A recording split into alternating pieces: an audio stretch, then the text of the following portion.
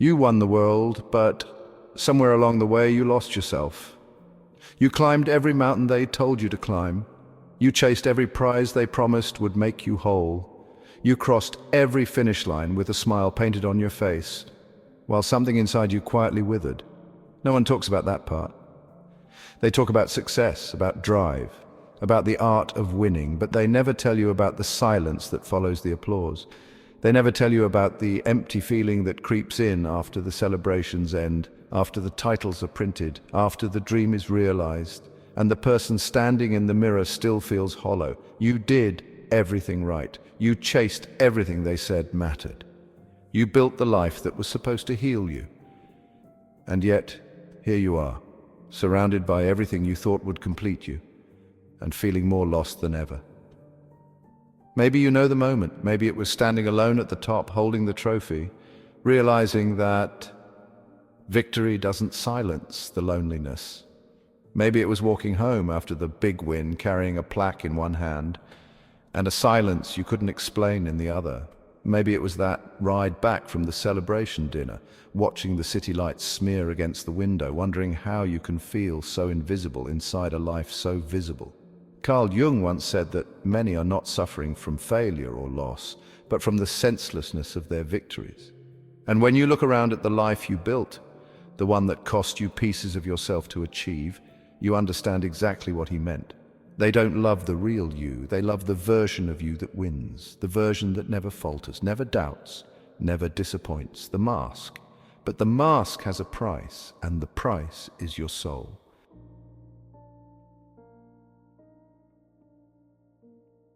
You didn't betray yourself all at once. You didn't wake up one morning and choose to become a stranger. It happened slowly, quietly, invisibly. At first, the mask was a tool, the persona, Jung called it, a necessary face to move through a world that demands performance before authenticity. You learned to wear it well. You became the strong one, the capable one, the resilient one. You became the person everyone admired, and no one truly knew. For a while, it worked. Each win reinforced the image. Each success tightened the mask. Each round of applause made it harder to hear the voice inside you, whispering that something wasn't right. Until one day the mask wasn't something you wore anymore. It was something you became.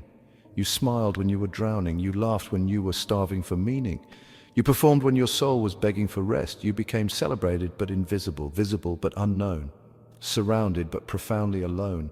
And maybe you remember the moment it cracked, sitting at the company dinner, laughing on cue, feeling like an actor who forgot the lines to a play they no longer believed in. Or maybe it was quieter. Maybe it was the morning you woke up after a major win, stared at the ceiling and realized you felt nothing at all. Psychologists call it high-functioning emptiness, the slow erosion of the self beneath layers of outward success. Research shows that nearly 70% of high achievers feel this hidden collapse, not after failure, after success, because failure wounds the ego, but hollow success, it starves the soul. Jung warned that the persona, when over-identified with, becomes not a mask, but a prison. And deep within that prison, something stirs, something ancient, something buried, the shadow. The parts of yourself you silenced, the doubts you ignored, the dreams you traded, the hunger for a life you could actually live instead of perform. And the longer you cling to the mask, the louder the rebellion becomes. The rebellion that says you were not born to be admired, you were born to be real, and the life you built to win their approval was never worth the life you abandoned to build it.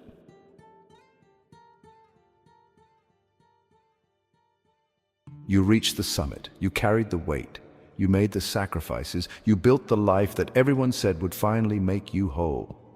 And for a moment, it almost did. You stood under the lights, you held the prize. You saw the admiration in their eyes. And for a heartbeat, you almost believed it was enough. But then the noise faded, the applause thinned, the moment passed. And what you were left with was not fulfillment. It was silence. It was standing at the peak you spent your life climbing and realizing the view was lonelier than the valley ever was. No one told you about this part. No one warned you that success could feel worse than failure, that the summit could be colder than the fall. Maybe it hit you on the night you should have been celebrating. Maybe it was that long ride home after the promotion dinner, when the city lights blurred against the windows and you realized you felt invisible in a life that everyone else envied. Maybe it was walking across the stage to receive your degree, your award, your title, and feeling like you were congratulating a stranger. Studies show that nearly 70% of high achievers experience profound emotional collapse after major wins, not because they failed to reach the dream, but because they did, and found nothing waiting for them at the top except the ghost of the person they used to be. They told you to fear failure. They never warned you that success could hollow you out faster. You tell yourself it's just a phase, that the next goal will fix it, that you just need a little more time, a little more effort, a little more applause, but deep down you already know the truth. The emptiness isn't around you, it's inside you. And no amount of trophies can fill the place where you abandoned yourself to survive, because you weren't chasing a title, you weren't chasing a paycheck, you weren't chasing a life that looked good on paper, you were chasing the feeling of being alive inside your own skin. And somewhere along the way, chasing became losing, and winning became forgetting. And the mask became so heavy that even victory couldn't hold it up anymore.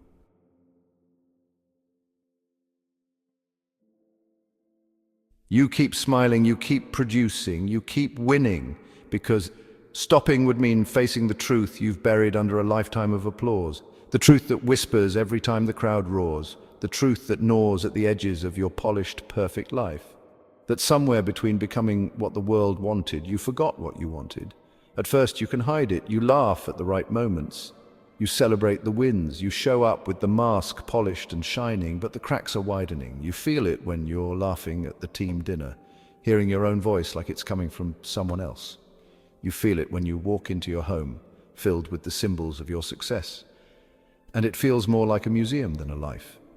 You feel it when you collapse into bed at night, not from exhaustion, but from the crushing weight of maintaining an image that no longer fits the shape of your soul. And the longer you wear the mask, the heavier it becomes. The more perfect you appear, the more invisible you feel. The more admired you become, the more alien you are to yourself. And beneath it all, something ancient is stirring, the rebellion. The voice inside you that refuses to stay silent any longer. Maybe it started as a flicker, a moment of anger when someone congratulated you and you realized you felt nothing.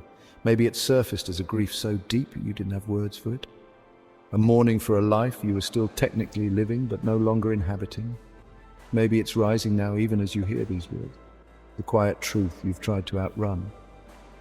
That the life you built to impress them cost you the life you were meant to live.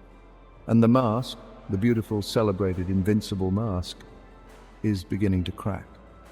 You feel it, you fear it, but what you don't know yet is that the cracking isn't your destruction, it's your salvation, because the real war was never between you and the world, it was between you and the version of you they taught you to become.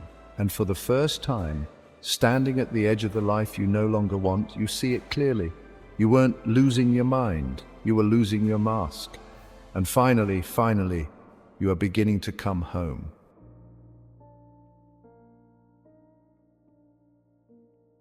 It doesn't happen all at once. It's not an explosion. It's not a grand cinematic fall from grace. It's quieter than that. It's smaller. It's more personal.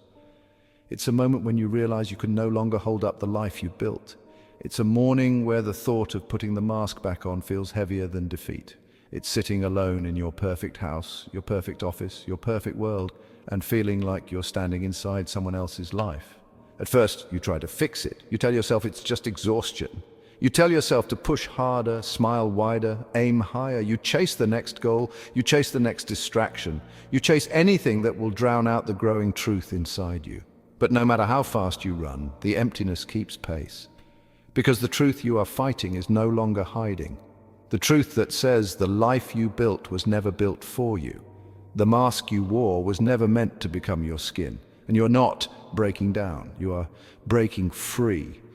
Jung taught that the collapse of the persona is not the end, it's the beginning. The death of the false self is the birth of the real one, but it doesn't feel like birth at first. It feels like grief, grieving the dreams you no longer want, grieving the victories that no longer define you, grieving the version of you that survived by becoming what the world demanded instead of who you were born to be. And standing there in the wreckage, surrounded by the ashes of everything that once looked like success, you finally hear it, the voice you buried, the one that says you were never here to perform, you were never here to impress, you were here to become. And maybe, just maybe, the shattering was never meant to destroy you. It was meant to set you free.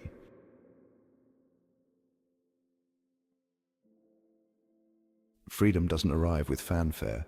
It doesn't announce itself with a gold medal, a trophy, or the roar of a crowd. Freedom arrives in silence, in the quiet after the mask falls, in the stillness after the applause fades, in the hollow spaces where old dreams crumble and new truth begins to grow. At first it feels unbearable.